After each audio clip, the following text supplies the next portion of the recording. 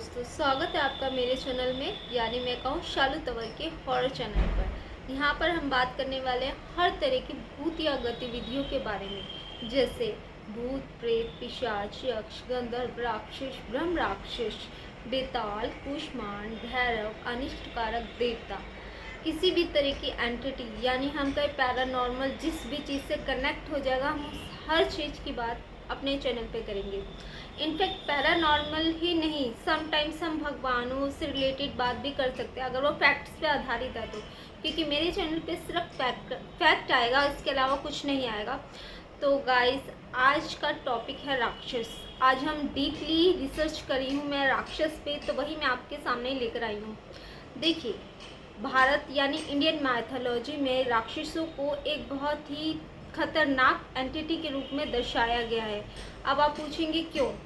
तो वो इसीलिए दर्शाया है क्योंकि जो राक्षस नाम की प्रजाति है, ये किसी का भी रूप धर सकते हैं। सबसे पहली बात तो ये है, चाहे वो इंसान हो, जानवर हो, कुछ भी हो, इस पृथ्वी पे जो भी एग्जिस्ट करता है उस सभी का रूप ये धर सकते हैं।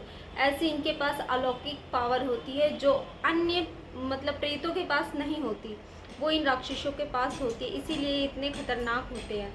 और दूसरी चीज़ ये है, अब आप कहेंगे एक एग्ज़ाम्पल, तो इसका सबसे खूबसूरत एग्ज़ाम्पल है जो हमारे इंडियन रामायण में ही है, सुपनखा का। वो एक राक्षसी है, अब वो रूप धरती एक सुंदर स्त्री का। तो मैंने वही बात यहाँ पर बताई है कि सुंदर किसी का भी रूप धर सकते हैं जो राक्षस होते हैं। और इसमें भी जो फीमेल राक्षस होती हैं, ये जब मर्दों को या मेल्स को ही अपना शिकार बनाती है, फीमेल्स की तरफ ये नहीं अट्रैक्ट होती। ये मेल्स को अपना कंट्रोलिंग पावर समझती हैं, उनको कंट्रोल करना चाहती हैं, उनको शिकार बनाती हैं, उनके साथ खेलती जस्ट लाइक अ टॉय। तो ये इतनी खूबसूरत स्त्री का रूप धरेंगी जस्ट लाइक अ अप्सरा टाइप, बहुत सुंदर, आप इमेजिन भी नहीं कर पाएंगे, उससे भी अत्यंत खूबसूरत स्त्री। और उसके बाद ये लोग शिकार करने के लिए निकलते हैं। और मैं आपको बता दूं, अभी कुछ ही समय पहले, 2-3 दिन पहले, जो रेड मून गया है, रेड मून की नाइट, इस समय पे ये जो चुड़ैलें होती हैं, राक्षसी होती हैं, ये इनकी शादी का समय होता है ये गाइस। जैसे हमारे मतलब इंडियन माइथोलॉजी में हमारी शादी के मुहूर्त होते हैं कुछ लाइक, वो सप्त शुभ तुलसी विवाह के बाद से मुहूर्त स्टार्ट हो जाते हैं ना शादी करने के, हम लोग के टाइम पीरियड में। तो इन लोगों में मतलब इन लोग कह रही, मतलब राक्षस टाइप ये जो होते हैं जैसे चुड़ैल वगैरह, इनका जो पीरियड होता है ना स्टार्ट, ये रेड मून का सब जो समय होता है वो सबसे उत्तम होता है इन लोगों के लिए। वैसे तो पूर्णमासी की रात, जिस दिन पूरा चांद निकलता है, या फिर अमावस्या की रात जी, या फिर ग्रहण, और ग्रहण तो होता ही है खतरनाक एकदम, इन लोगों के लिए ग्रहण ये होता है। और इसमें भी अगर रेड मून हो जाए तो सोने पे सुहागा समझ सकते हैं आप, वो चीज़ होती है। तो आज हम इसी पे डीपली रिसर्च करेंगे। अब आप सोचेंगे मैं लड़की होकर इस लाइन में कैसे आ गई, तो इसकी भी एक पूरी स्टोरी है, मेरे चैनल पे आप जाके देख सकते हैं। फिलहाल हम इस स्टोरी का लुत्फ उठाएंगे और ये एकदम रियल है, आप कहीं भी जाके रिसर्च कर सकते हैं, बुक में पढ़ सकते हैं। मेरी नॉलेज कहीं से भी आपको फीकी नहीं मिलेगी, तो ये आप लोगों की नॉलेज के लिए ही है भाई, देखिए अच्छा लगेगा। तो राक्षसों पे थोड़ी सी और डीप नॉलेज ले लेते हैं। अब हम बात कर लेते हैं राक्षसों, जैसे राक्षस होते हैं वैसे ही असुर होते हैं, पर ये दोनों एक नहीं होते, दोनों ही अलग प्रजाति है। लेकिन हम में से बहुत लोग हैं जो इनको एक समझ लेते हैं। तो अब मैं एग्जांपल देती हूँ। जो असुर होते हैं ना, असुर में होती हैं 2 टाइप्स, राक्षस एक ही होते हैं, लेकिन असुर में जो टाइप्स होती है वो 2 होती है। एक तो होते हैं दैत्य और दूसरे होते हैं दानव। और ये जो असुर होते हैं, इनका घर होता है मेनली पाताल लोक, ये वहीं रहते हैं, वहीं के निवासी, और वहीं से ऊपर आते हैं जब भी इनको अपना काम होता है, पृथ्वी पे अत्याचार करना होता है या फिर आगे जाना होता है ऊपर देवताओं के पास, तो ये वहीं से जाते हैं। वैसे इनका निवास स्थान पाताल लोक ही है, हम ऐसा कह सकते हैं, या यही सत्य है कि हमारी इंडियन माइथोलॉजी की बुक्स में भी है। आप चाहे तो बहुत सारी ग्रंथ है जिनमें आप पढ़ सकते हो, उसमें एकदम डीपली बताया गया है इस सब चीज़ों के बारे में। अगर आपने पढ़ा होगा तभी तो आपको पता होगा, नहीं बताए तो आप मेरी वीडियो देखिए ना गाइस, क्यों पढ़ेंगे, आप क्यों अपना टाइम वेस्ट करेंगे। इस छोटी सी वीडियो से आप पूरी डिटेल में नॉलेज में आज आपको दे दूँगी, और जो बच जाएगा तो फिर मैं आपके लिए सेकंड पार्ट भी ले आऊँगी, डोंट वरी गाइस, मैं हूँ ना।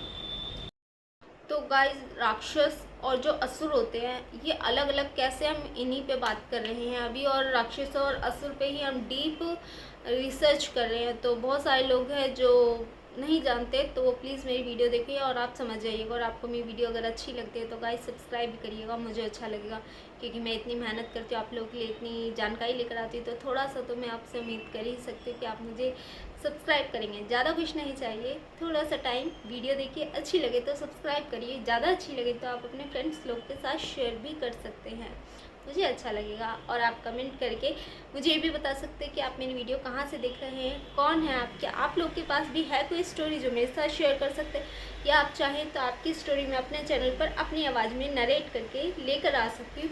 उसके लिए आपको मुझे करना पड़ेगा कॉन्टैक्ट के लिए आप मुझे करिए कॉमेंट गाइस। तो चलिए बढ़ते आगे कहानी की तरफ। तो हम बात कर रहे हैं राक्षसों की और असुर की। इनमें गाइस बहुत सारी सिमिलैरिटीज़ होती है, इसीलिए लोग इन्हें एक जैसा समझते हैं, बट एक्चुअली में ये दोनों बहुत अलग होते हैं। और मैं एक चीज़ और बताऊँ आपको, पहले जो असुर थे ना वो बहुत अच्छे हुआ करते थे, लेकिन फिर कुछ ऐसी गतिविधियाँ हुई जिनकी वजह से ये बुरे हो गए। लेकिन बुरे असुर में से भी कुछ अच्छे असुर थे जो भगवानों की पूजा करते थे, जैसे महिषासुर, उसको शिवजी से आशीर्वाद प्राप्त था। जैसे महाबली जो विष्णु जी के बहुत भक्त थे, बहुत ज़्यादा उनकी पूजा किया करते थे।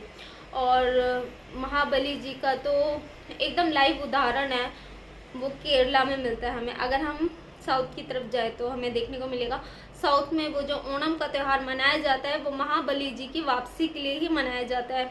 वहाँ के लोग मनाते हैं क्योंकि वहाँ के लोग का कहना है, कहना नहीं ये सत्य ही है, किसी समय में या किसी टाइम पीरियड में महाबली जो थे वो वहाँ के राजा थे, तो इसीलिए उन्हीं की याद में ओणम को मनाया जाता है ताकि उन्हें वापसी बुलाया जाए।